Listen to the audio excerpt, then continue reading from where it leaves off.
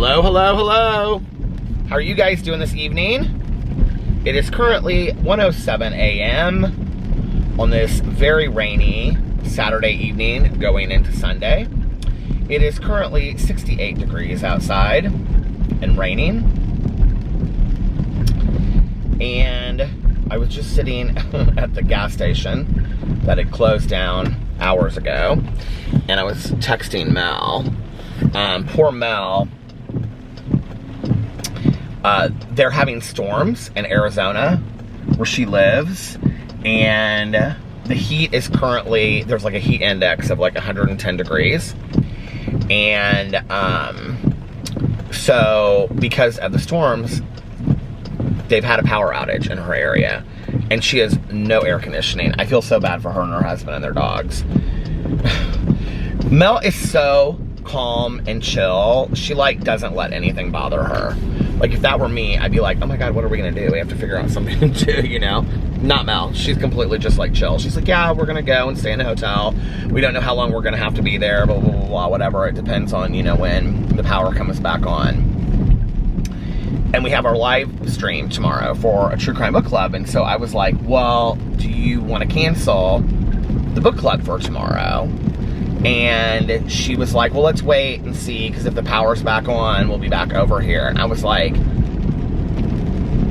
now if it were me, I'd be like, okay, we have to go to a hotel, we have to check out of a hotel, we have to come back in time to get ready for the book club, because the book club, we do it at 4 p.m. Eastern Standard Time, which is like, I think noon her time, which means that would be like the time that they were coming home. I'm like, let's just cancel it. Now, I don't want you stressed out. I don't want you worried about it. She's like, I'm not stressed out at all about this. She was like, but I don't know that we're going to be back home tomorrow, and then it would be difficult to do it. So I was like, you know what?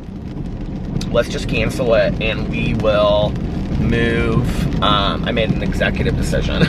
I was like, and she was like, thank you. Because I said, I'll take care of it. I'll post everything on the Facebook and on the Twitter and everywhere. You don't have to do anything. I don't want you to stress out about it or worry about anything. And she was like, thank you. She was really appreciative of it. It was so nice. And, but I'm like, yeah, good, Judy.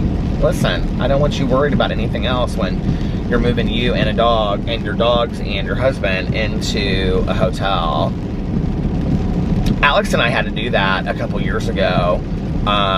When our air conditioning broke, and it's been a long time now, but we couldn't get somebody. The heat in Indianapolis that summer was so bad that air conditioners were breaking left and right, which ours wasn't just like a temporary thing. It was like we needed an entire new air conditioning unit and furnace.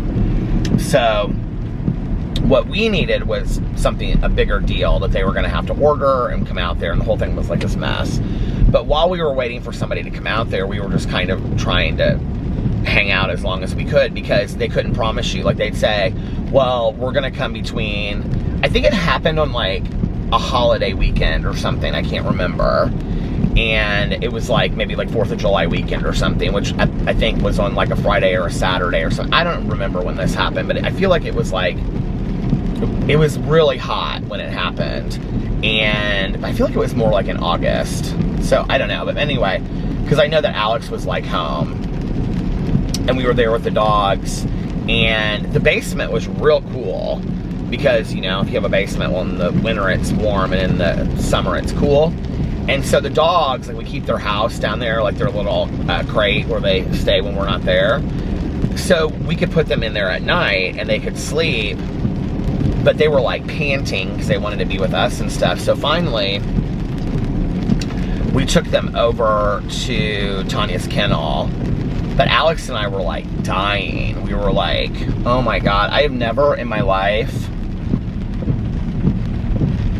been so grateful for having central air. It was interesting because I was like reading everybody talking about like the temperatures in Washington State, how high they were.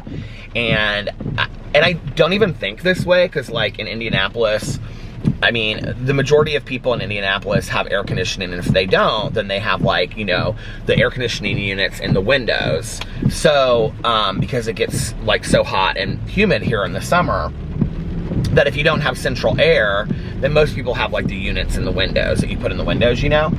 And so I felt so bad for the people in Washington that were like tweeting out and stuff. They were like, we're just like not prepared for this, and we don't have air conditioning units and stuff. And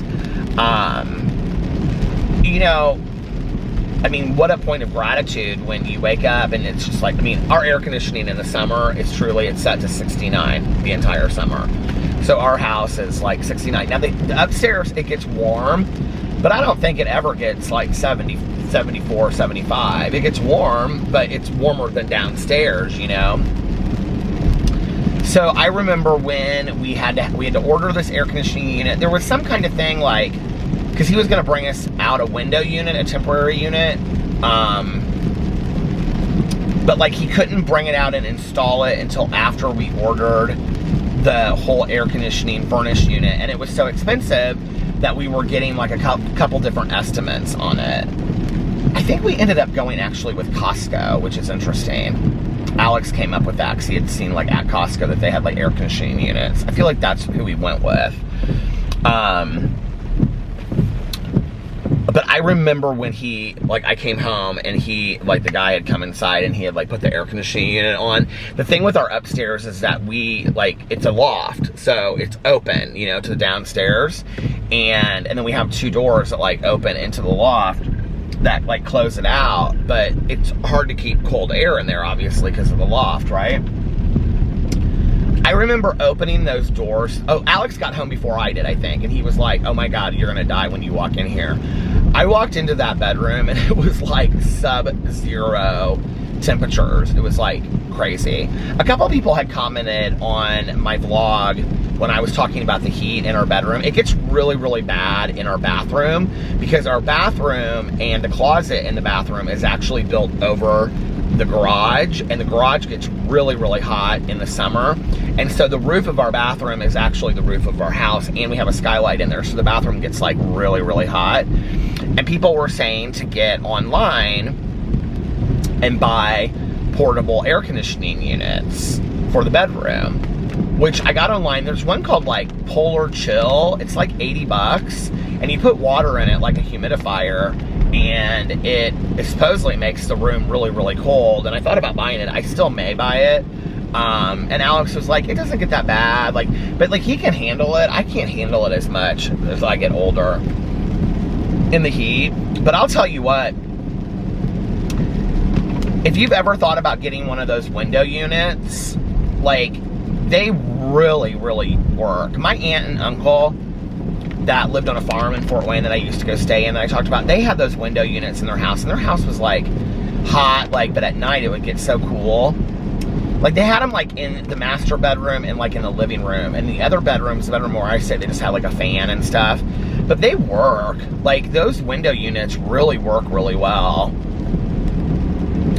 So, you know, I don't know, I feel bad for Mel. Today has been a really good day. Except for that, this is like, we're going on our like 4th day of rain, but whatever. Today has been a really, so if you watch this before the book club, if I post this before the book club, we are not having a book club on Sunday. We're going to move it to August, and in August, we're gonna discuss the June and July book. So we'll discuss The Babysitter and The Lost Girls in the August book club. It's too late in July at this point for us to move it to next week, and all that kind of stuff. And I also don't, like, Alex is gonna be flying back in on Sunday next week, and I may have to pick him up, and I don't know when he's flying in, so, it'll just be easier to just move it to August. I actually finished The Babysitter last night, which is funny that this happened, because I drove around because we had this birthday party to go to tonight. So I was like, I don't know that I'm going to want to drive around for 2 hours afterwards. I don't know how tired I'm going to be to drive around for 2 hours afterwards and listen to this audiobook that I'm really not that into anyway. I liked it, but like the more I got into it, I was kind of like, well, I'll talk about that in a second. I ended up giving it 3 stars. it wasn't one of the best true crime books that I've read, and I wouldn't say it was horrible. I just really wasn't that interested in the case. So it's kind of like there's like a lot of like, not flooding, but there's a lot of like water on the side of the road. So I'm going through these water piles, but so I was like, okay, let's listen to as much of it as I possibly can tonight. This was last night, so that when I'm done with the birthday party tomorrow night, I can vlog. I had planned on vlogging on the way home because I thought Alex would stay downtown for a little while, which he did, but for a different reason than I thought he would. Alex's brother, Fufu, flew in tonight, and his mom picked him up at the airport at like 10:30, and so Alex was like, I'm gonna stay downtown and have a drink with my mom and Fufu because they're gonna get something to eat downtown, and then they're gonna drop me off. So I was like, okay, I was so ready to go, so tired. I was sitting there at this thing, and I had such a great time. I had such a blast. I don't go to stuff like that, social gatherings. I don't go to as many social gatherings as I used to. So like when I go, like I always tend to have such a great time, but I'll talk about that in a second. So anyway, I drove around last night, and before I knew it, I only had like an hour left of this book, and I was like, I'm gonna finish this book. Oh, Mel's texting me right now. I was like, I'm just gonna finish this book. So I did. So here are my thoughts. I'll go in and do a longer, I actually wanted to write some notes down for the book club. That was one of the things I meant to do today, and I didn't even get to that. Here's the thing. So the book is divided in between the story of, what's the girl's name? Liza, and she has a younger sister named Louisa. The story is divided, or the book is divided between Liza telling about her growing up, and then also her having this relationship when she was younger with this maintenance guy that worked at the first hotel that her mom worked at, the Royal Coachman in Provincetown. And he was a maintenance man, but he also babysat them, kind of. It was kind of like she and her sister kind of just like rode with him and stuff like that. So it would go back and forth between her telling like the story of her life, and Tony was in it. His name was Tony Costa, the serial killer. He was in it partly. He ended up killing, I think, between 4 and 8 women, is what the Wikipedia page said. So anyway, he would be part of her story, like more at the beginning. But as it went on, it was really more about like her relationship with her mother. There was so much water on the side of the road. Oh my God, I had to change lanes. It's really more about her relationship with her mother and how toxic her mother was to her when she was growing up. And that she never felt accepted or loved by her mother. And she kind of wraps it together at the end with what kind of mother would allow their child to have a relationship with this like psychopath serial killer. And because her mom like makes it out to be like it's no big deal kind of deal, and she's like, yeah, I was like a serial killer, didn't you know? And even like when it's on the news and stuff like that, the mom doesn't act like it's any big deal. But the mom has like her own set of issues. She's in her 80s now, and it's interesting like what she says about their relationship at the end. She does kind of tie it all together.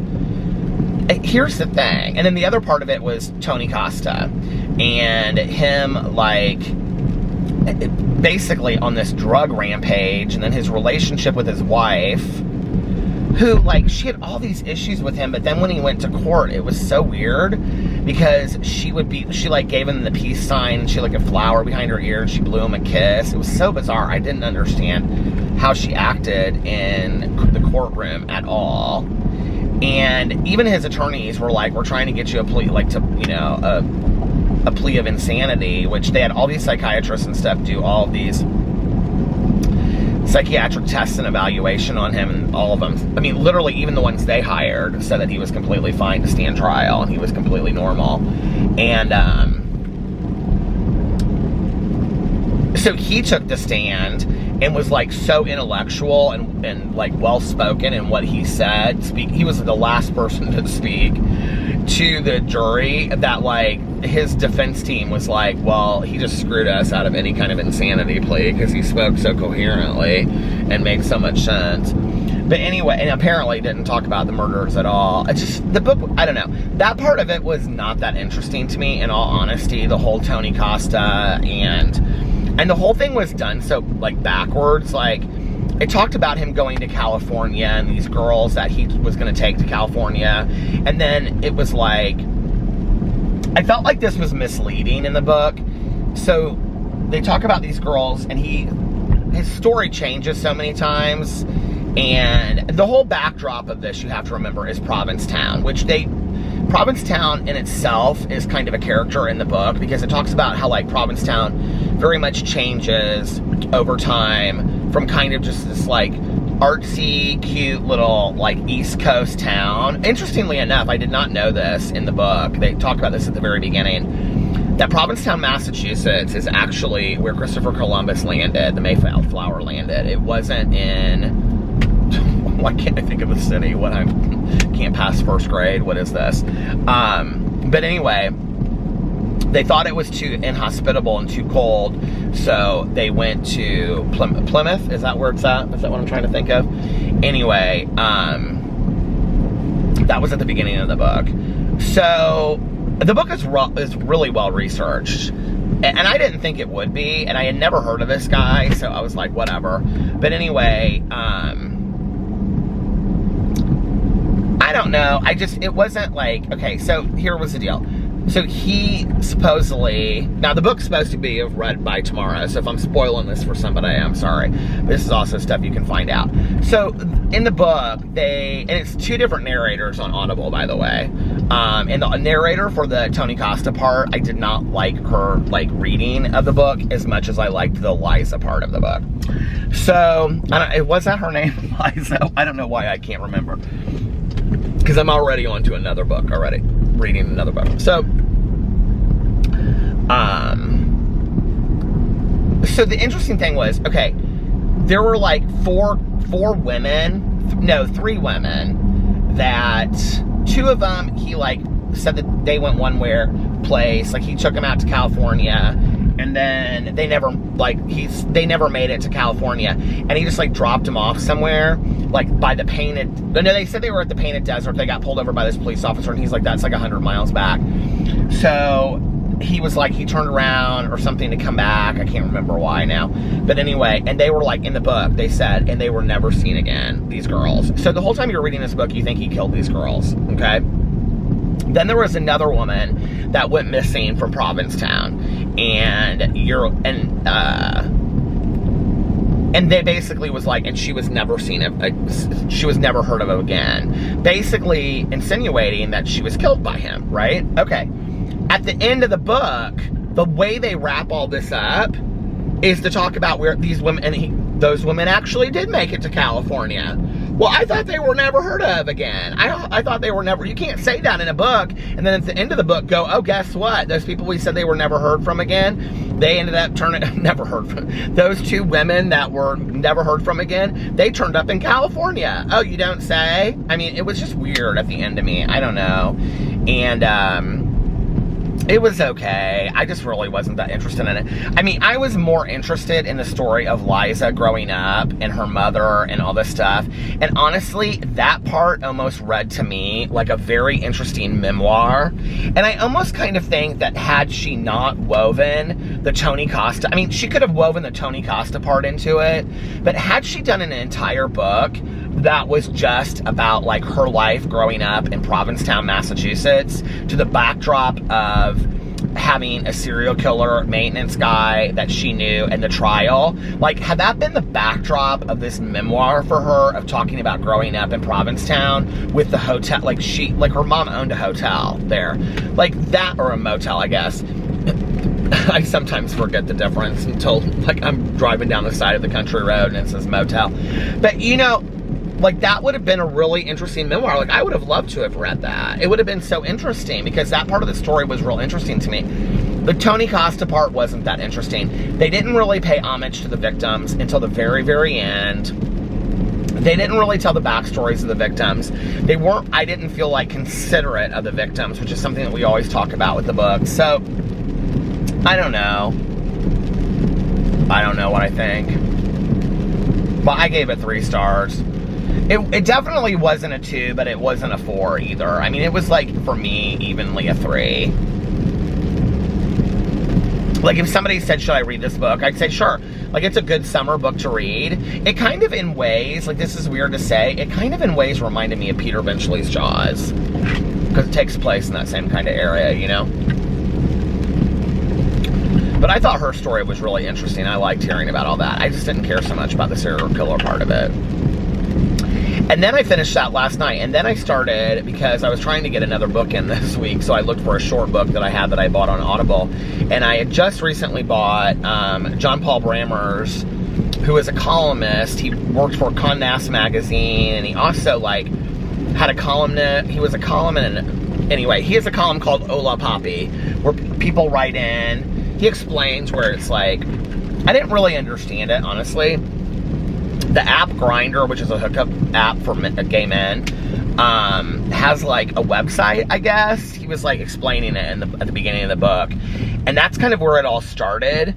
So when because like the first, it's kind of like a book of essays. So the first essay is about him being introduced when he was in college to like the gay world and coming out. And this guy explaining to him what Grindr is. And so, by the way, there's so many fakes out there. Do you guys ever go to my Instagram? And if you look, there's a button that I have underneath, like, my main part, and it says fakes on it. Go there. I don't even post. I haven't even posted over there. I think, like, a week ago, I posted a new one, but before that, it had been months. They're all the fake accounts that people make up using my pictures, which I guess I should, it's very flattering, but I get so many messages from people that are like, my grandma is talking to somebody that said they're on an oil rig and that they're gonna be in, you know, California, Santa Cruz next week, and can, you know, she send him money until he gets home and stuff. And this guy, this is the last picture that I put on it. He photoshopped my picture onto this guy working on an oil rig. I was like, well, they're getting a little bit more sophisticated with their things, but no, like, I put it up there. To me, it's like, people get so upset about that stuff. I think it's kind of funny, and, you know, it's whatever. I mean, the fact that somebody is taking my picture to catfish somebody else out there is flattering, that somebody finds me attractive enough to do that, you know what I mean? But at the same time, it makes me sad because I get all these messages from people, and it's always like girls that are like my grandma or my mom, you know, is like talking to this guy with using your pictures, and I'm like, Grandma, that's Peter Monn, he's a YouTuber. Oh, no, it's not. This girl the other day, this girl a month ago with that picture, it was her grandma, I think, and she said, can you just tell my grandma? And I said, yeah, I have no problem doing that. And I wrote her a message back, and I said, hey, I'm really sorry, but my name is Peter Monn, and these are not my pictures. And I said, tell her to look on my Facebook, or my Instagram, I'll post it up there. Why was I telling that? Oh, the reason was because, they use my fakes for Grindr. Guys will reach out to me all the time, and they'll be like, they'll send me a message or DM on Twitter or Instagram, and they'll be like, are you really in Portland, Oregon right now? And I'm like, no, that's not me.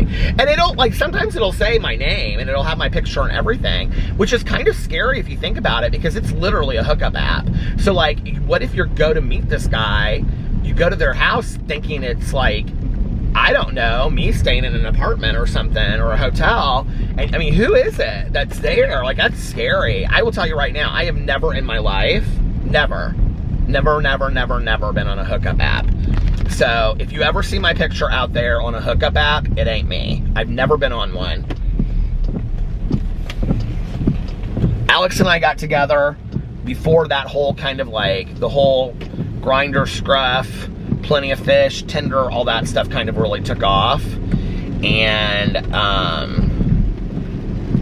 you know what's interesting is, I have like so many of my friends, gay and straight, that use those apps. And I don't know, maybe I'm more like traditional, or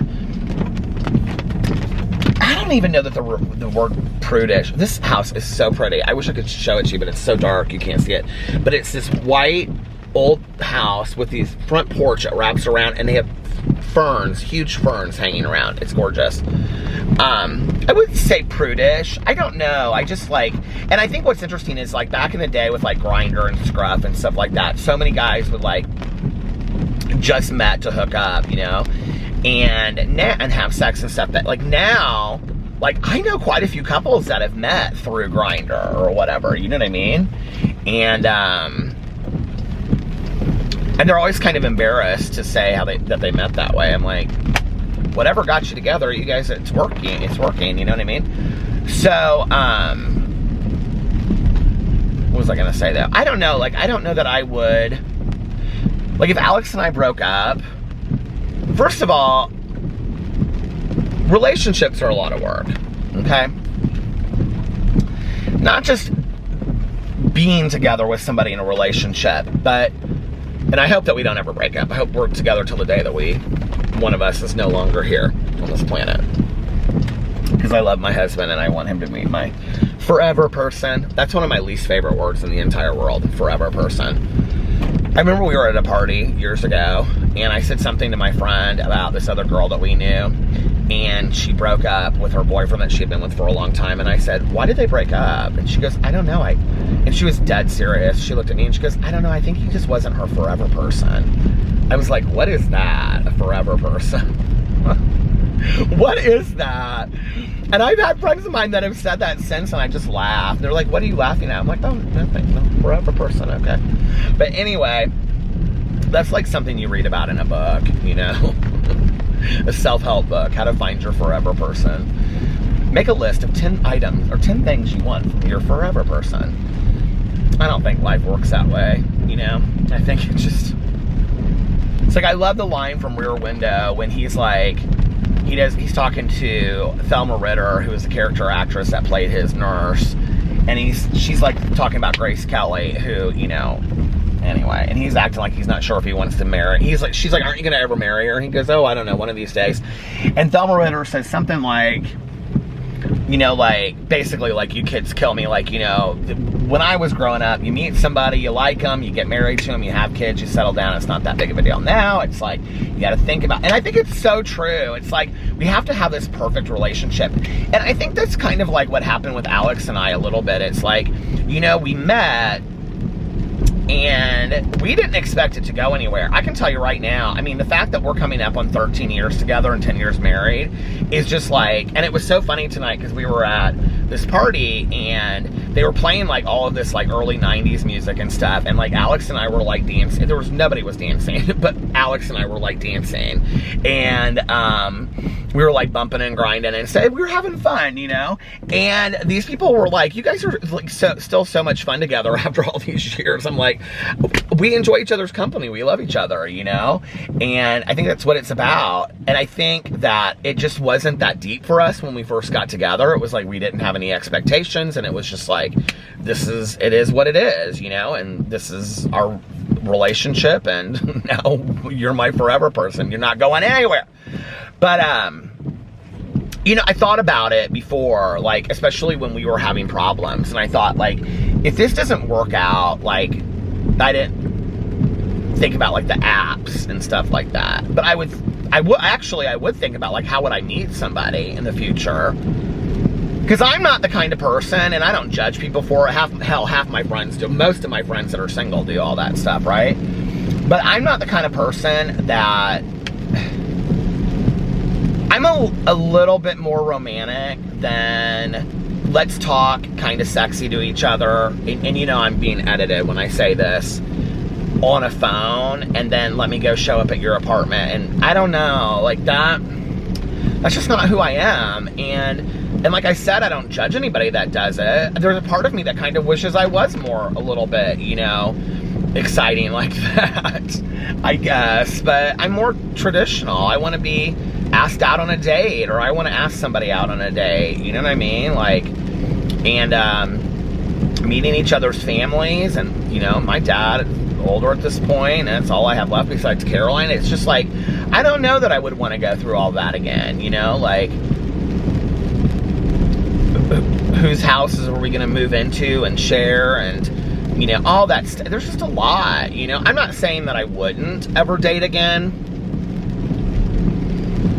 but, well, first of all, like I said, I don't want to ever not be with my husband. It stopped. My husband still, after almost 13 years, it'll be 13 years in August, still, like, wows my pants off. Like, I mean, I love that man with all my heart. And, I mean, I still look at him and I think he is so sexy and so fine and so hilarious and so loving and compassionate and understanding of my craziness. And uplifting and inspiring and motivating to me in my dreams. And, you know, we make such a good team. That's not to say that we always are perfect, because that's BS. But we've worked through a lot of it, you know. I've had great relationships in my life. I would have to really be, like, if for some reason we were apart, you know, I think really, to be honest, at this point, the only thing that would really, I think if tomorrow, like, one of us got a job opportunity where the other one couldn't move, like, that would be, like, the only thing that I think, and even then, like, Alex and I have even talked about it, because he's like, you know, like, well, first of all, I can kind of go wherever I want now and make videos, you know, so that wouldn't really be an issue.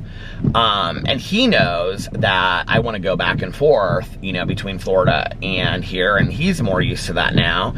So he's looking at more opportunities that are for that. So I don't even see really that being an issue. How that kind of, like, when we first got together, I thought, well, if Alex ever gets offered, like, some great job, like, in California, I mean, I'm not moving to California. So, do you know what I mean? Like, I was more worried about that. But we've had so many conversations about that. Like, what would we do in a situation like that? First of all, Alex wouldn't move to California today. Florida, definitely. But I want to be in Florida too. So we just go back and forth, you know, and if we had to be apart for a week or two, we'd be apart for a week or two. We'd be fine with that. There were couples that are apart for longer than that. But, you know, I've had amazing relationships in my life, and I have an amazing husband, and I would have to meet somebody single. First of all, if I was single again, I would want to take some time and work on myself. You know, I've done that between every other relationship. So by the time that I would be to settling down and dating somebody again, I don't know. Like, it's a lot. It really is, you know. I have a lot of friends of mine that are, like, single and, you know, have had relationships that they're not in anymore, and they're like, you're so lucky that you found Alex, and they know the story, you know, and I'm like, look, like, it has not been easy. Like, we have had to work really hard for what we have. We still have to work really hard to maintain what we have, you know. Kiss each other every morning, kiss each other the first thing when we see each other, kiss each other then we see each other at night, make out, hold each other's hands, you know, the 12 points of intimacy. I was just telling my friend this tonight when I drove her home from her husband's birthday party. We were talking about the 12 points of intimacy, and she's like, can you give me a copy of that? And I was like, yeah, it's fantastic. You know, but those are things that you have to keep up since you have this and people are always like, oh, you know, like, our friends are always like, you guys have such a great relationship and whatever. Well, it's taken a lot of work, you know, it's been a lot of work.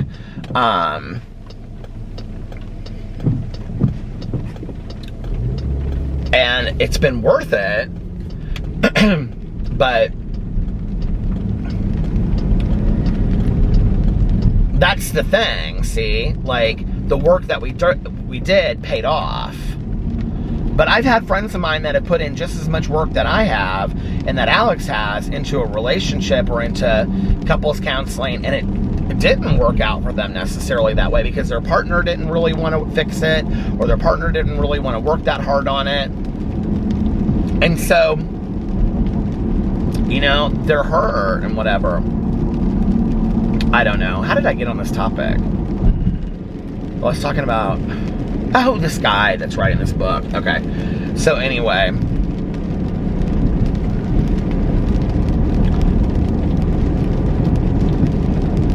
I think we're so scared to do the work to fix a relationship, because I think that we live in a society where it's easier to walk away than it is to actually do the work.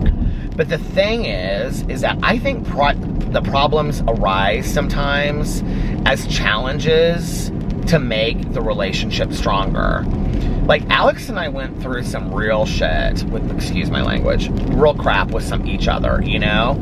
And people always are like, well, what specific thing made you go to counseling? It wasn't any one thing. It was multiple things over multiple years that led to us not communicating and really on some days not liking each other very well, to the point where we were looking at each other saying, should we get divorced? And that was really it. You know, where Alex was like, we're going to go to marriage counseling or we're going to get divorced. And I was kind of like, at that point, I don't even care. Like, I'm done, you know? But I think I was so codependent that I was afraid to imagine my life without Alex, which is what I was telling my friend tonight, which is interesting because one of the greatest lessons that came from marriage counseling was the fact that I realized that I don't need Alex, that I'm going to be completely fine if Alex is no longer in my life. I want him there, but if this relationship, if something would happen to it, I'm going to be fine. I'm going to be okay. I'm going to hurt. It's going to be painful, but I'm going to be okay. And if you're in a relationship or you're going through a breakup, you're going to be just okay. You're going to be just fine. Trust me. There will be a day when the sun is shining bright again and things seem fine. You're going to be okay. You're going to be fine, right? But when we're going through it, it doesn't feel that way. Well, when I realized that I was going to be fine without Alex and that I actually don't need him, but that I actually choose for him to be in my life, and Alex doesn't need me, he actually chooses for me to be in his life, that changed the scope of everything for me, you know? That took away that codependent need to, like, how would I live if you're not in my life? Like, that is such a fairy tale kind of sick idea, right? Like, I was talking about this to my friend tonight, too, about this idea of soulmates, you know? That when Alex and I got together, and it's so interesting now because I'll never forget the day that Tanya and I were driving around, and I just, like, I could not pull it together in thinking about Pee-Pee. And this was 6 months or 3 months after Pee-Pee had passed away or something. I don't know, maybe it was a couple weeks, I don't remember. But anyway, Tanya looked at me and she said, I think that dog was your soulmate. And it was so weird when she said that to me because, like, I just felt it in and I never thought, like, a dog could be your soulmate, you know? But I remember when Alex and I, when we got together, I said something about, like, we had been together like 6 months. I mean, I lived totally in, like, Pretty Woman fairy tale land always. And I was like, do you think that we're each other's soulmates? And Alex was like, no, I don't believe in soulmates. And I was like, what? I was crushed. I was seriously crushed. And he goes, yeah, and this is where I think couples break up over the stupidest stuff. And he was like, I mean, I've had friends of mine that probably would have left their relationship over the fact that their partner said they didn't believe in soulmates. I said, what do you mean you don't believe in soulmates? I was using my hand sanitizer earlier tonight, so I got something dirty from the car on my fingers. Oh, by the way, I just want to say, when we were driving downtown tonight, Alex and I said to him, well, we parked in this area called the Garage, which is in downtown. It's by the Bottle Works Hotel. And I had told him, I said, this is where Michael and I drove around from Pathology. And I said, we have got to schedule a date for the four of us. I'm like, where's my lip gloss? The four of us, Michael and his wife and Alex and I, to go out to dinner down here. I said, I should have called them. I said, but that would have been rather presumptuous during a birthday party to have Michael and his wife come over. But anyway, so we're walking across the street and I hear, Peter! And I turn and I look and it's them! And I was like, oh my God. And they were on the way to their friend's house. And so I introduced them to Alex and it was just, like, really nice.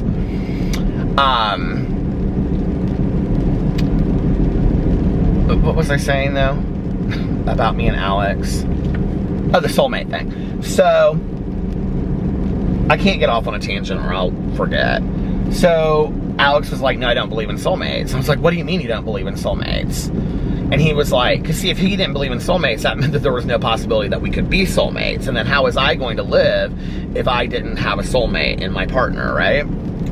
I could, God forbid, that my soulmate might be my best friend or a dog or you know, it had to be this partner that I was going to be with romantically in this fairy tale world that I lived in. And he said, no, he goes, I think that we're just two people that met in a certain time and our paths crossed, and we get along and we enjoy each other's company and we choose to be in a relationship together. And I was like, okay, now mind you, at the time, he was 24 and I was 36. And I'm like, well, that's not very romantic. I don't know that I like that idea. It was a very mature response is what it was. Maybe not so dreamy, but whatever. But over time, like, I believe what he says is true, you know? I have learned to believe that, not because that's what he believes, but because I think it makes a lot of sense. I also do believe that we are connected to people soul-wise in this world, where we have a deep soul connection. The other thing, but I think it can be different people, you know? Like, if you ever read the book Many Lives, Many Masters by Brian Weiss, it talks about that in there, that we play out different, it's the same people, but we play out different relationships with them from life to life to life. And I think that Alex and I have had many lives together before in different ways. His mom used to say about us back in the day, she'd say, you guys fight like brothers. And she would say, because like we would pick on each other and stuff like that. It was kind of weird when she said that to us, because that was like the first year that we were together. And it's like, I wonder if maybe, you know, I know a lot of people don't believe in that stuff, but, you know, maybe we were brothers in another life. Who knows? I don't know. But anyway, I believe a lot in that Many Lives, Many Masters. Have you guys read that book? I mean, he's a psychiatrist, so, and it wasn't like, just like he believed in this stuff his whole life. It came out of hypnosis therapy. So, if you haven't read Many Lives, Many Masters, you should read it. But then, you know, it was interesting because at this birthday party tonight, somehow we got on this topic of conversation. Oh, the couple that we went to their house for, so the birthday party tonight was the couple's trip that we took. It was, our friend that went, whose husband couldn't go because he had a bachelor party that he had gone to previously and he stayed at home with the kids. It was his birthday, and he and his partners just opened a new office. He does all kinds of creative stuff. They just opened a new office right downtown, like on the main street by where the restaurants and everything are. It was so fun. People were walking by and they're like, is this a new bar that was open? And it was like a private, because it had a sign that said private event on it. And it was just like this one room when you walked in there, but it was so cool. And I mean, it's very modern, like Google offices kind of stuff. And so they had like a coffee bar, and they had like a bar set up with like a bartender. And my friend who went with us on the trip, she had made these huge charcuterie trays. And then they had pizza that was brought in from the pizza place down the street. And they had big pretzels with cheese and Diet Coke and those AHA waters for me and some other people that don't drink in there. It was so much fun. And then there was an art gallery right next door that they lease out the space for people to, like, for this guy that runs it. And he hangs these people's art in there. And then they don't have to, like, they don't take a percentage. The gallery doesn't take a percentage. It's really a cool concept. I love it. That if you go in there and you buy a piece of art, the artist gets 100% of the proceeds. So the gallery doesn't take a piece. Nobody takes a piece. And so he and his partners, they rent out that, or they lease out that part of their office space just for the gallery. So we were going in and out of the gallery and stuff. And two of my friends bought pieces. And yeah, it was really, really cool. And so we just had really a great time. It was so much fun. And I wore my Metallica t-shirt with a pair of black jeans and some sneakers, and very rock and roll. I don't know if I look very rock and roll, but I felt it tonight. It just was such a good time. I had such a good time, and it didn't start raining until later in the evening. So, like, the street that we were on, Mass Ave, it was, like, real busy down there. Oh, I was, like, sitting outside. I was talking to this gal outside who's actually a librarian, and she's part of that friend group. So whenever we get together, we just talk books. And she's, like, a middle school librarian, so she reads all these books for the elementary, junior high, and high school. She reads books and approves them. Can you even, I mean, she's a school librarian, too, but, like, well, she's bigger than that. Like, she's the librarian something over this, so she gets to, like, approve these books. So she does these reviews on Instagram that I love. She'll just put the cover of the book up, and she'll say, like, give this to your 3rd graders, this is perfect for them, or this is a high school book, this is definitely not for middle grade. And she'll, like, put a synopsis and give it, like, a rating. I love it. So whenever she and I get together, we always talk about books. So I was out there talking to her, and this gal walks up, and she goes, oh, like that. And I go, just looked at her, and she goes, are you Peter? And I go, yes. And she goes, and she was like with 5 or 6 friends, and they all just kind of stopped. And she goes, I watch all your videos on all your channels. So her name is Megan. I don't know if she's watching this right now, but Megan, you totally made my evening. She was like, can I get a picture with you? I was like, of course. So Alex, he took a picture of us. Alex was sitting out there too, talking to us. So Alex took a picture of us. She was so sweet. And I said, now Megan, don't be getting too drunk tonight. And she said, I already am. And I said, all right, girl. So anyway, but that totally made my evening. That was fun. Because that, like, doesn't happen to me very often. So that was fun. And yeah, they just played music, and it just was cool. It was very, like, his group of, like, friends that he hangs out with are, like, brilliantly smart, because they're all in, like,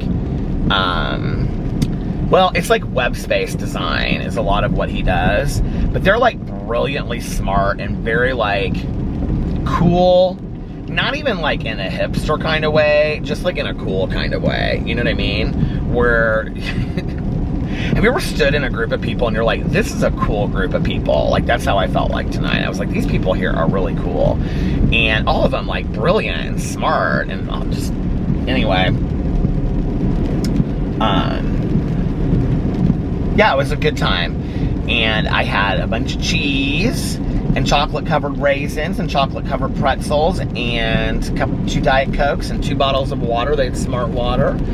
And what else did I have? Alex and I shared a pretzel, and then he got some mozzarella sticks, and I had one of those. And I had some brie, and I had some other cheese, and it was good. And his wife, that went on the trip with us, I stayed till about 10:30, and she was like, when you leave, because they live real close to us, she was like, when you leave, do you mind giving me a ride home? And I was like, no, not at all. I think Alex is gonna stay down here, and his mom and brother are gonna meet him here.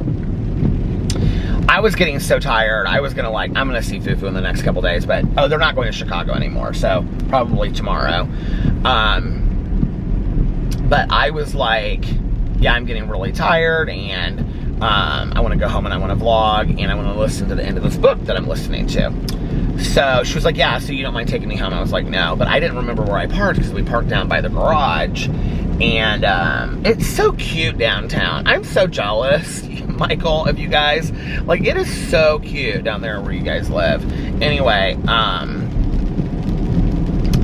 and not too busy tonight either, I didn't think. Like, I was kind of surprised. Earlier it was, but later it wasn't. It was raining though too. But anyway, so I wasn't sure, like, where to go, and she had to take this big bowl back that was her mother-in-law's bowl that she had made this, like, dip and these vegetables and stuff. So she was putting this plate together of stuff, and I was like, Alex, can you, like, walk us over to the car? And he was like, yeah, if you don't mind driving me back, because he was gonna wait there until his mom got there and stuff. And I was like, well, of course I will. So anyway, he walked us over to the parking garage, because I couldn't figure out where I was. This was the cheapest parking we were there from 6:30 until 10:30, so 4 hours. I know when I say this, you guys are gonna be like, that's expensive. Is it out of focus? Come on now. But it was $8 for 4 hours. I think that's cheap. Like, to park anywhere in Indianapolis is expensive. I mean, it really is, like parking garages and stuff. So anyway, we had such a fun time. I had such a good time. I was dancing and talking. I was real social tonight. I talked to all kinds of people that I didn't even know. I talked to this girl outside, and she was telling me all about her tattoos and that she used to work at a sex store. And she was telling me about costumes that she, would recommend to people. You meet interesting people. She had a tattoo of a television star. I don't want to say in case people know who this person is. But anyway, she had a tattoo of a television star on her body. And she was telling me why she got it. And it was like a really random television star from like the 80s. And I should just say it. She wouldn't care. She was so like open about everything. No, I'm not gonna say it. But anyway, so anyway, she was super friendly, and I was talking to this other girl, and I said, "Who do people tell you that you look like?" And she goes, "Don't say it." And I go, "No, who?" And she goes, "Taylor Swift." And I go, "No, you don't look like Taylor Swift at all." She goes, "Thank God." She goes, "Who are you gonna say?" I said, "You either look like..." And she just looked at me like it was the strangest answer in the entire world. I think everybody looks like somebody, okay? Like, if you said to me, "Who do you think I look like?" and you gave me a second, like, I could figure out some celebrity that you look like. But I said, "You look like a mix between a young Michelle Pfeiffer," which she did, like Michelle Pfeiffer in Into the Night and Scarface, mixed with the cousin in Jaws 2. Do you remember the cousin in Jaws 2? The pretty girl that comes and everybody wants her to ride on their boat. Do you know what I'm talking about? That one?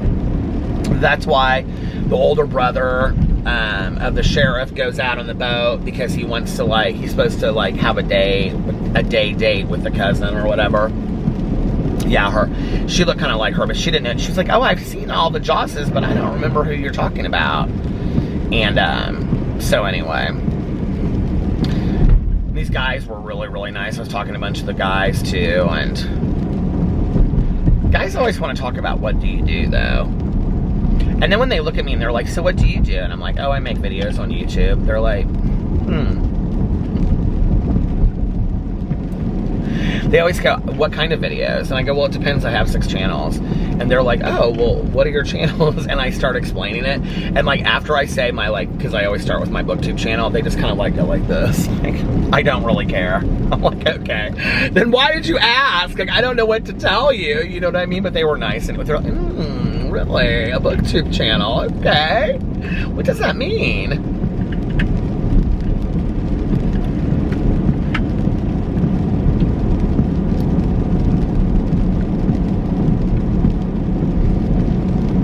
I know people that watch YouTube probably think that, like, if somebody came, I don't know why I think this, maybe I'm completely wrong, that if somebody came up to you in a party or, like, you know, a dinner or whatever, and you made YouTube videos and they said, "What do you do for a living?" and you said, "Oh, I make YouTube videos," that they would probably be like, "Oh my God, that's exciting." Nobody ever acts that way. I mean, they are so bored with that answer.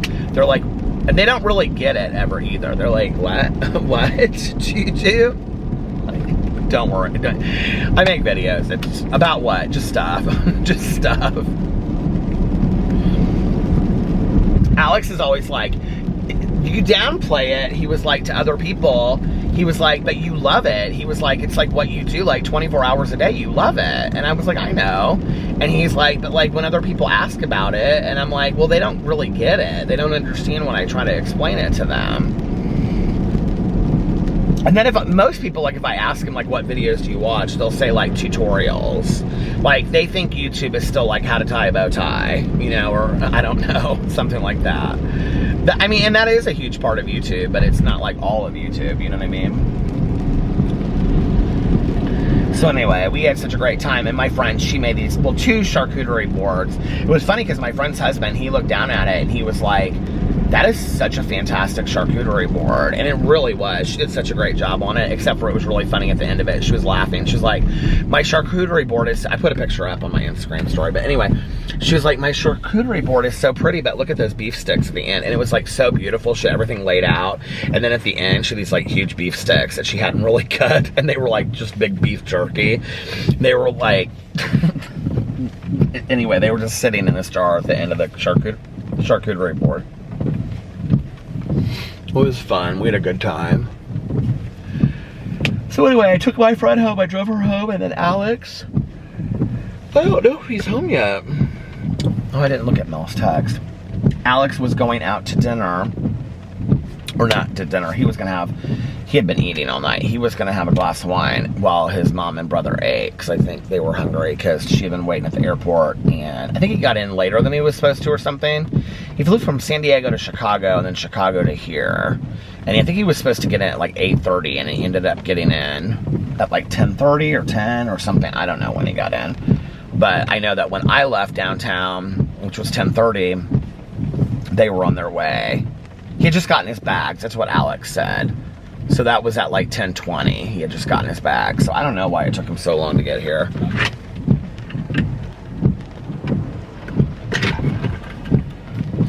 The sign at Jiffy Lube said, need oil? We got you. And I thought it said weed oil. And I was like, what is weed oil? Is this like a new, like, is this like a Mary Jane thing that I don't know about? Let me pull into this parking lot here and see what Mel texted me.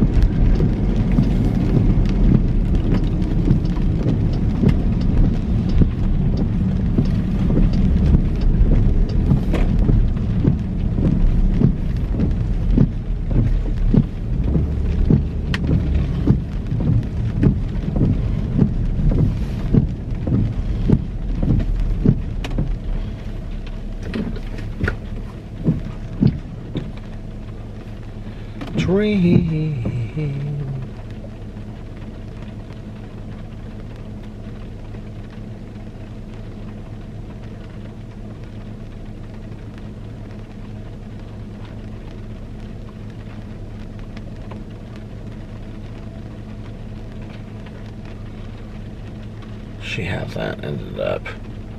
They're like in the process of moving to a hotel.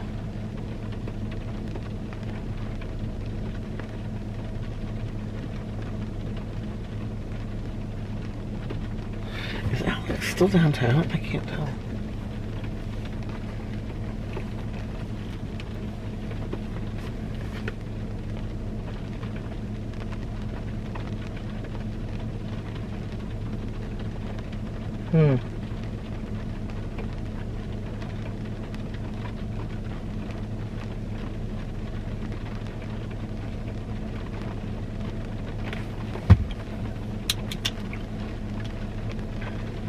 I literally, you guys, I can't see anything anymore without my reading glasses. Is that not so horrible?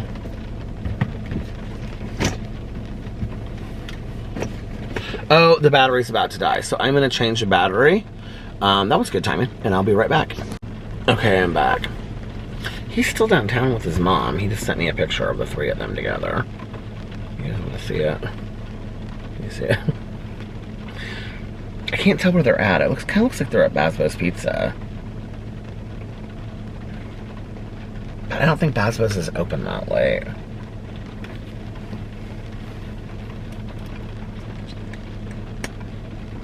He has a brunch tomorrow. He's supposed to go to at noon.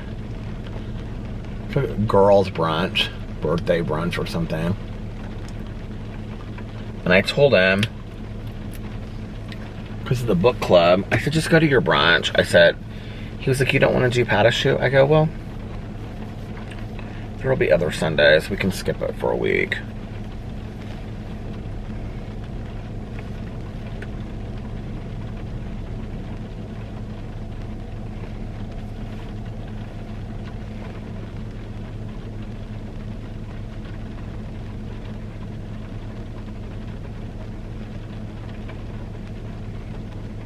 Oh, maybe they're at Bakersfield. Alex loves Bakersfield, and his mom does too, so I bet that's where they went.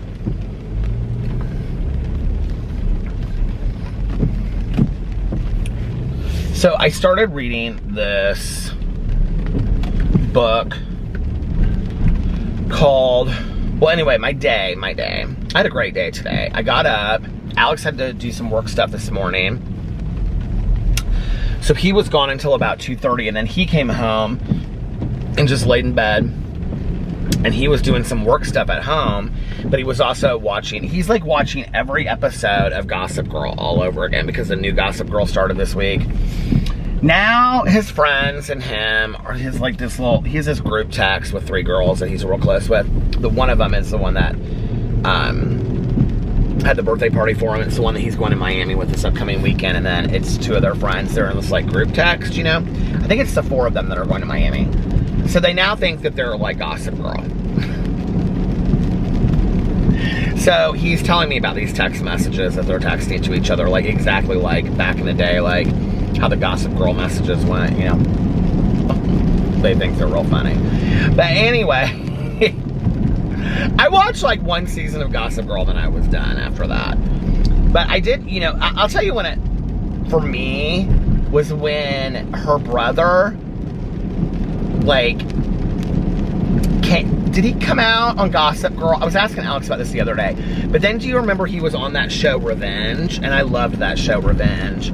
But like he was on both of the shows. It was like he was on a crossover. Like he ended Gossip Girl, and then all of a sudden, and I always thought he had kind of like poofy hair anyway, and that looked like it was a wig. Like I was like, why is he wearing a wig on both of these shows? But he wasn't, I guess. I don't know. Do you guys know the guy I'm talking about? He was on Revenge. And then he was also on Gossip Girl. He played Blake Lively's brother, I think. Anyway, he was like a real serious character at first. And then he was like, they had him off the show.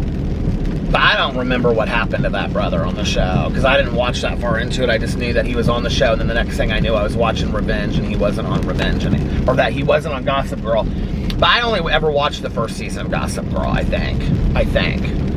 And, so Alex loves Gossip Girl. He just loves it so much. So he's watching the new season. He's so excited about it. But in preparation for it, he's been watching the old season of Gossip Girl. So he sits in bed with his headphones on and watches. He just like laughs, and because they're all like inside jokes. He's watched the Gossip Girl, all the seasons, like 6 times. I am not even exaggerating, you guys. He just watches them back to back to back to back to back to back to back. He loves them. He loves that so much more than Schitt's Creek. It's not even funny. So anyway, so he came home, and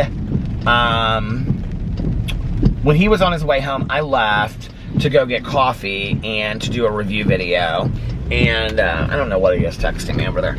I went to go get coffee and to do a review video. And then I also wanted to do this. I wanted to make, it's this TikTok thing called a snickle. You carve out the inside of a pickle and you put a Snicker bar in the middle of it. I did it on my Peter Does Stuff channel today. So I wanted to make that, but I couldn't find pickles big enough to hollow out and put a Snicker bar inside of it. Somebody told me I should have gone to a deli and got a pickle. I didn't even think of that. Genius. I wouldn't have had to buy a whole jar of pickles. I would have just, didn't even think about it. So anyway, the good news is I have 3 jars of pickles now. I have 2 halved pickles and then a big jar of big kosher dill pickles.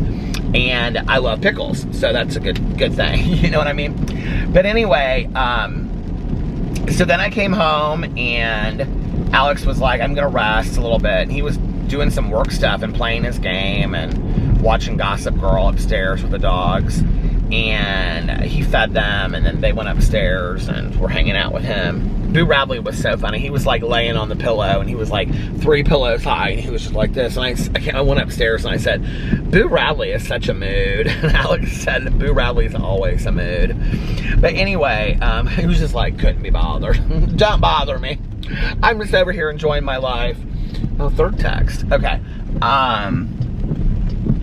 So then I filmed a drama video, and I filmed the Peter Does Stuff video making the snickle. And not a pickle, not a snicker, but a snickle. So, anyway, so I did that, and then, I was going to do a Peterisms video, but I didn't have time to get that done. So, I went upstairs, got those videos up, and I went upstairs and I started getting ready. Oh, I had gone to Target today too, which is where I bought this Metallica t-shirt. Isn't it so cute? I also bought an AC/DC t-shirt because I love them too. Okay, enter night. Off to Never Never Land.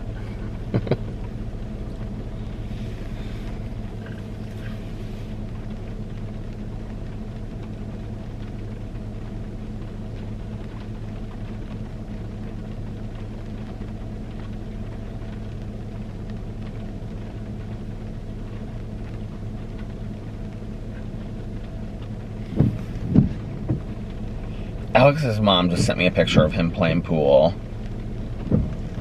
They're at the Burnside Inn. I don't even know what that is.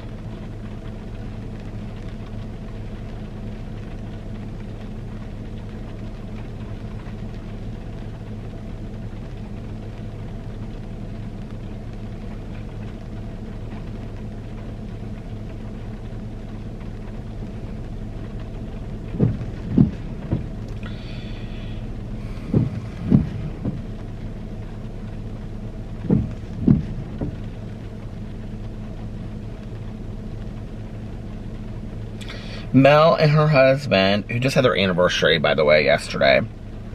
11 years. Happy anniversary, happy anniversary, happy anniversary, Mel and Martin. Oh, she's texting me again. Hold on a second. Oh, it's Alex.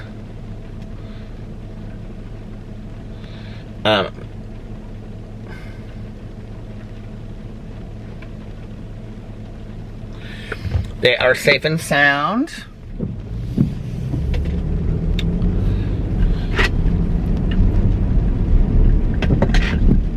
There's a little bunny over there. Hi, little bunny. In the rain. Do you think rain bothers bunny rabbits? You do? I don't know if I think it does. Do you think it bothers ducks? Or squirrels? Or what about snakes? Do you think snakes like rain? Oh my God. Before I pull out here, who is texting me? Oh.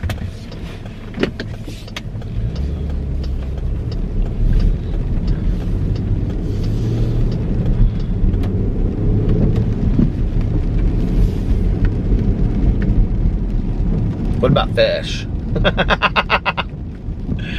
Fish don't care about the rain.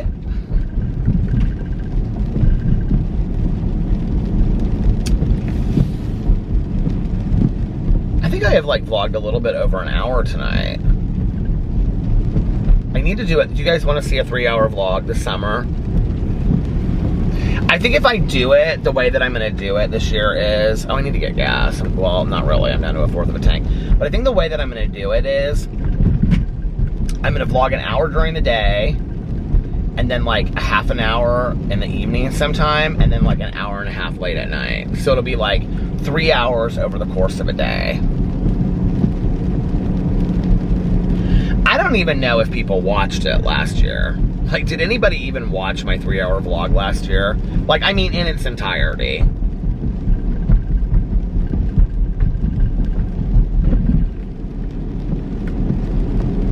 What's crazy is that the amount of people, like, I can see on my videos, like, how long the average is that people watch my videos. And the average on this channel is really high. Like, it's really surprising. Well, actually, the average on my most of my videos is pretty good. I mean, it's not what you guys think it would be. It's not like if you have a 10-minute video, it's like 9 minutes and 50 seconds. It's not like that. Like, if you have a 10-minute video, the average is probably around 5 or 6 minutes that people watch, right? But what's interesting is that I would say that on my videos, my drama videos and this channel, I think almost all of them, my review videos and my Peter Does Stuff videos, like, it's close to almost being like the whole amount of the video. The average. Like, on my review videos, my average is close to, like, if the video is like 8 minutes long, it's like 7 minutes long. On my Peter Does Stuff channel, it's the same way. On my drama channel and on my vlog, it's not that good, but it's still really good. Like, if I do like an hour-long vlog, the average is like 40 minutes, which is crazy to think that the average, that the majority, because that means some people are watching longer and some people are watching shorter, right? So it's crazy to think that the average is that long that people are watching. It means a lot to me. I really, really appreciate it. You know, it just, I just feel so blessed to do this. And,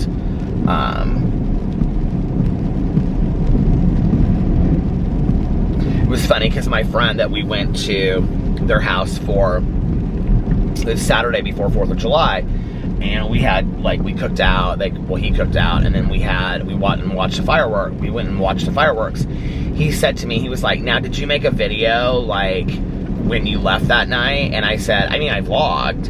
And he goes, so, like, people always think that vlogging means, oh, there's, like, deer over there in the rain. Oh, my God, there's a bunch of them.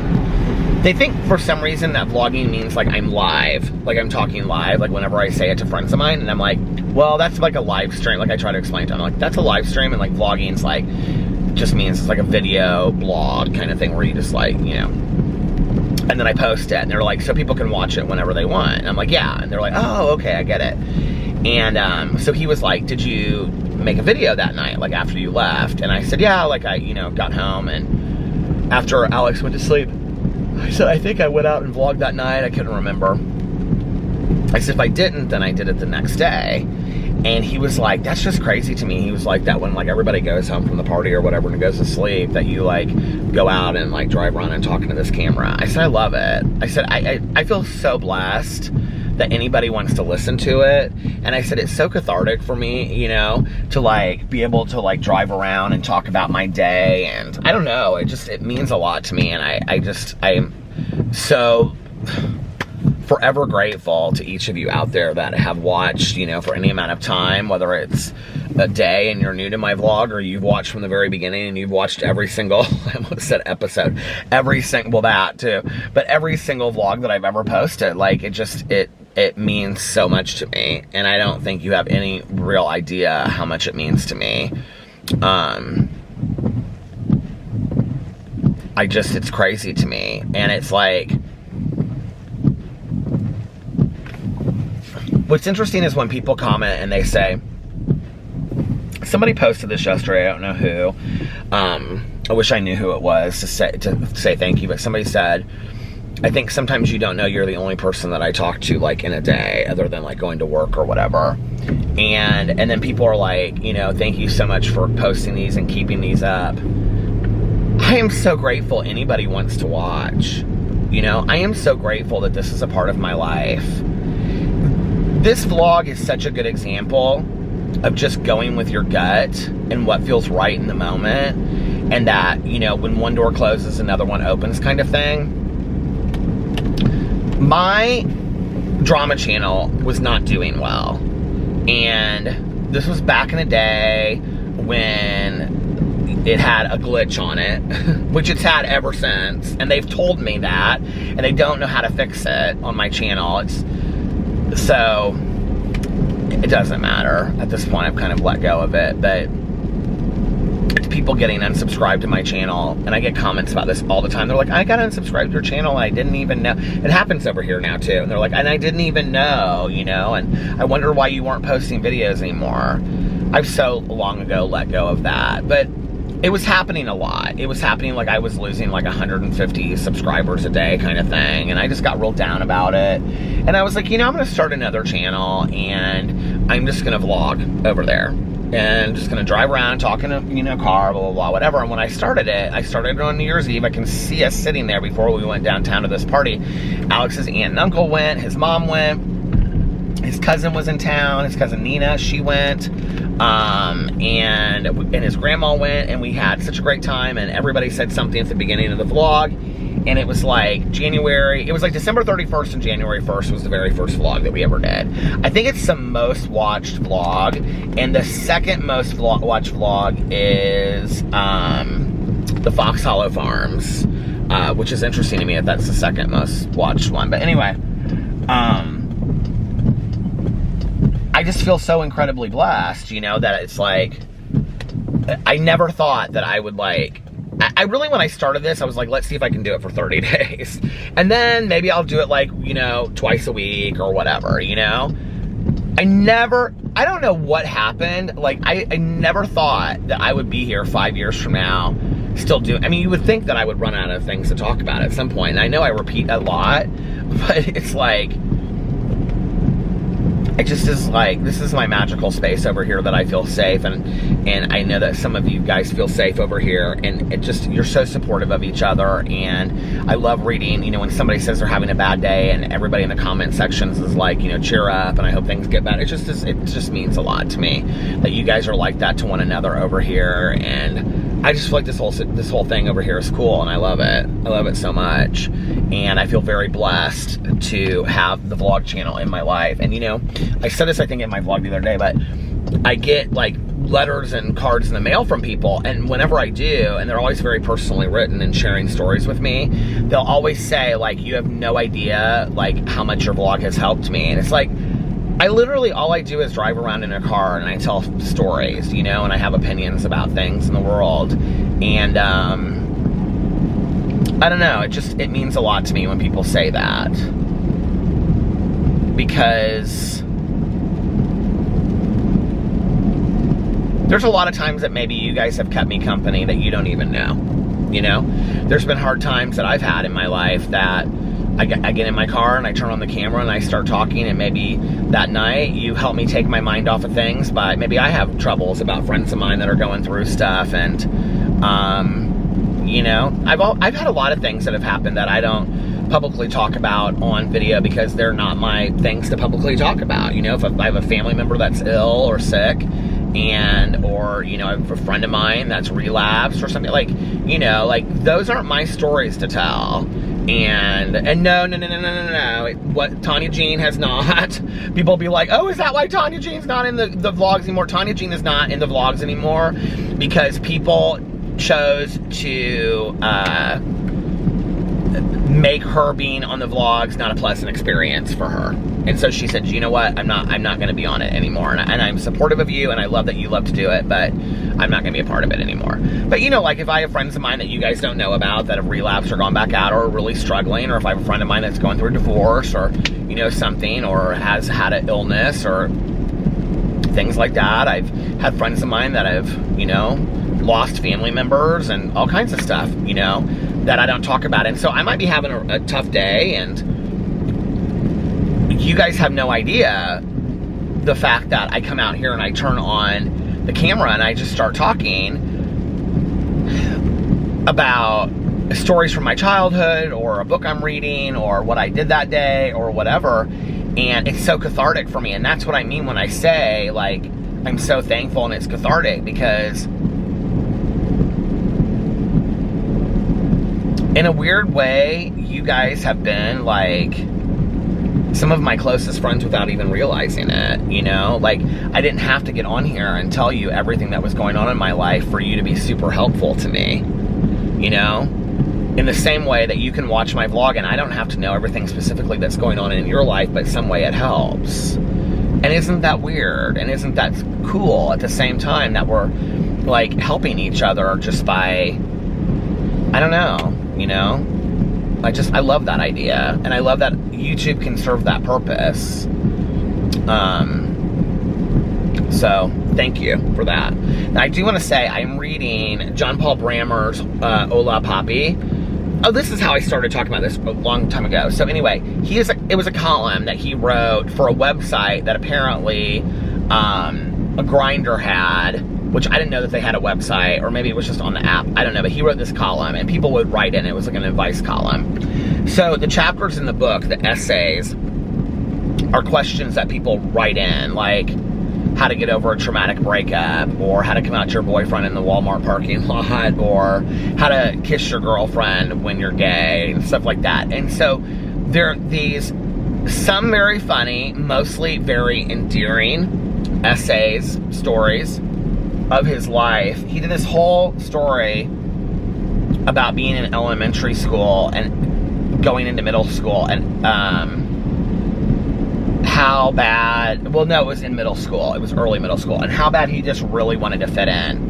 And he had this one guy that he wanted to be friends with, and everything that he did was wrong. And I so related to this story. Like, he just wanted to fit in so bad. Like, he just didn't, and they made fun of him, and they called him horrific names, and he had kind of a breakdown in the school one day. But anyway, I so related to that story, and just so many of his stories I relate to. It's really interesting. And then, so it's called Hola Papi because he's a Mexican American, but his mom is Mexican. His grandmother was from Chihuahua, Mexico, but his mom, like, was born and lived in this small town in Oklahoma.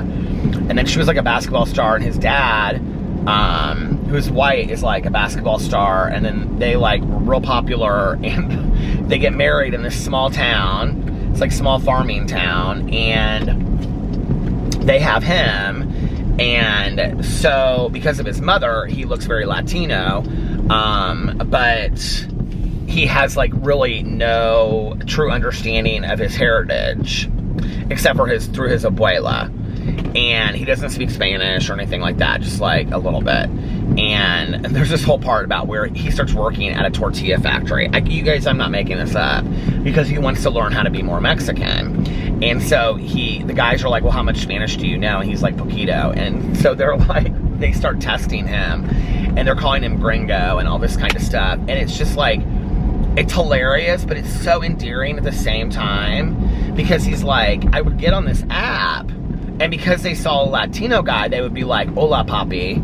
And he was like, you know, it turned into this beautiful, okay, it starts with him getting on Grindr and these guys calling him Papi because he's Latino.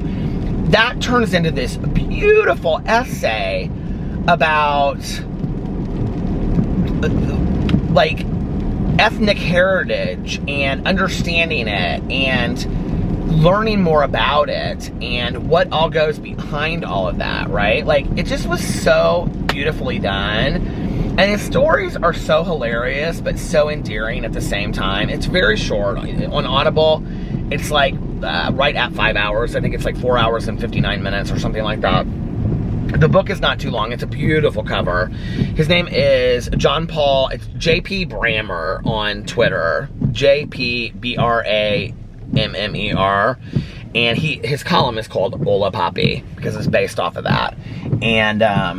And he talks about in there that, this was interesting because I thought about this from a YouTube point of view. He talks about how he's getting all these questions, and the questions are like, oh, I don't even know, like, how do you know if you're a top or a bottom kind of thing, right? And so he would like respond, and it would be kind of like very joking, haha kind of thing. But then he started getting these questions that were serious, and this one question that he got was, being gay in my country is illegal, but I am, and he said he remembered the email to this day. He was like, but at work, there is this man who I'm attracted to, and I think that he's attracted to me as well. Should I say something to him?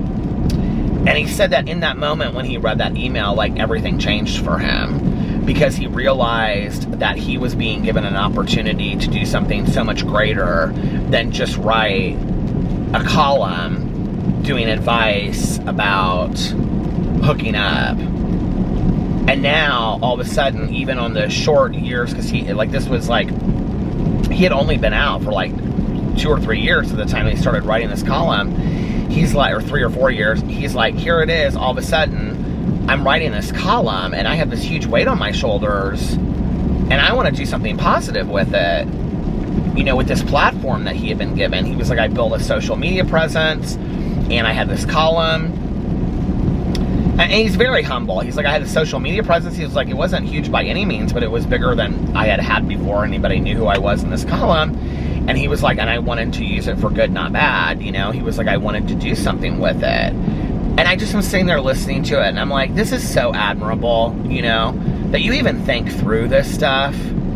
When the majority of the people, and this is like, you know, I talk so much about this on my drama channel, it's like, they're given this massive platform, and they never think for 1 second about what a great gift that is, or what they can choose to do with it, and whether they choose to use it for positive or negative, and, you know, and all this kind of stuff, with all the excuses that people make, and all the excuses that people give them, you know, to get out of everything they do. And I just think, you know, imagine this just like amazing experience. It's like, you know, and then there were some people out there, like, I think like JoJo Siwa is somebody that I think just really uses her platform for good and education and positivity.